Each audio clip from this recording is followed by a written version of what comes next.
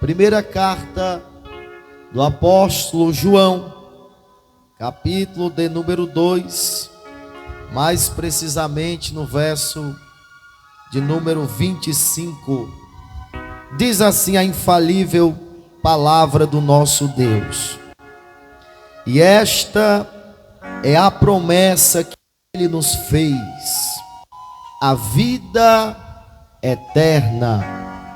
E esta é a promessa que Ele nos fez, a vida eterna. Meus amados e queridos irmãos, nessa linda noite de sábado, hoje dia 17 de maio de 2025, o Senhor nos deu esse privilégio, irmão Samuel, de estarmos aqui anunciando a palavra do Senhor. Tudo isso é dádiva de Deus, tudo isso é bênção do Senhor. E alguém pode se perguntar nesta noite: mas os irmãos não se envergonham de estar ali louvando, pregando em praça pública? E nós respondemos com toda a educação que nós não se envergonhamos do Evangelho do Senhor Jesus Cristo. O apóstolo São Paulo, meus irmãos, escreveu na sua primeira carta, na sua carta aos Romanos, no capítulo de número 1 e no versículo de número 16, dizendo: eu não me envergonho do Evangelho, pois é o poder de Deus para a salvação de todo aquele que nele crê, primeiro dos judeus e depois do grego.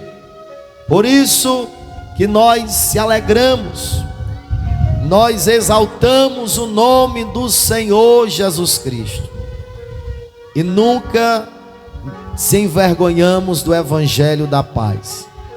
Meus irmãos, nós ouvimos aqui nessa noite, irmão Robertinho, falar sobre vida eterna. Você já se perguntou o que é vida eterna?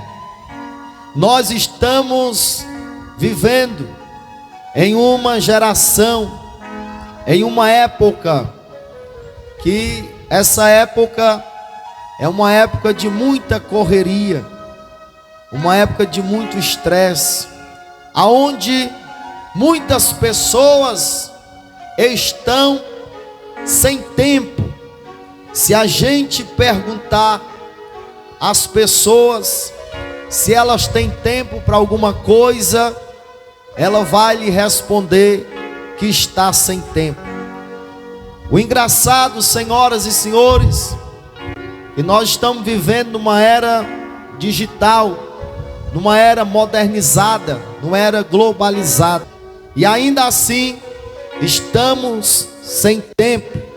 Amados e queridos irmãos, quando nós falamos de vida eterna, nós não falamos de um tempo, nós não falamos de apenas alguns minutos, ou alguns dias, ou algumas. Quando nós falamos de vida eterna, nós não falamos de coisa momentânea, nós não falamos de coisas passageiras, nós não falamos de coisas temporais. Quando nós falamos de vida eterna, nós falamos de algo que vai durar para sempre. Você já se parou para pensar na sua vida eterna? Pois no texto que outra hora nós lemos, o Senhor Jesus Cristo fez uma grande promessa, promessa esta sobre a vida eterna. Meus irmãos, quando nós abrimos a nossa Bíblia, lá no livro do profeta Daniel, considerado um dos profetas maiores da Bíblia Sagrada, cujo nome Daniel significa Deus é meu juiz. Daniel foi um dos homens de Deus que falou também sobre a vida eterna. Veja como é interessante, ainda no Velho Testamento, nós ouvimos já falar sobre vida eterna. Vida eterna esta que foi conduzida, que foi oportunada através do Senhor Jesus Cristo. Para você entender que já havia, irmão José Carlos, um plano de salvação. Se hoje o Senhor Jesus te chamar, se hoje o Senhor voltar, aonde é a eternidade que você iria passar? Você tem certeza disso? Se hoje o Senhor chamasse a tua senha, qual era a eternidade que você ia passar? A eternidade do gozo eterno ou a eternidade da vergonha e desprezo eterno? Muito bem, pois é dessa vida eterna que nós viemos nesta noite de sábado vos anunciar com toda a alegria do nosso coração, com todo o prazer. Nós saímos dos nossos lares e viemos aqui para te dizer que há uma vida eterna para você.